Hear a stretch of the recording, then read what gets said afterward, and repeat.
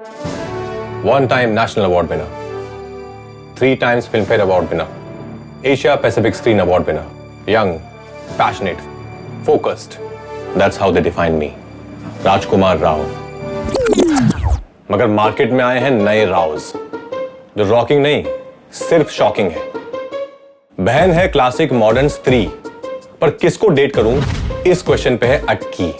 एक भाई है जो खुद को रिलेशनशिप का न्यूटन समझता है, पर डेटिंग के लूडो में हमेशा फंसता है। एक teenage girl who wants to be relationship की queen, but it always ends up in a bad scene.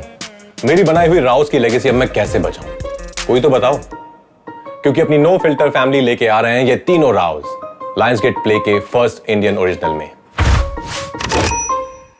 इधर आओ। It's time for you to घबराओ। इट्स राव और नेवर।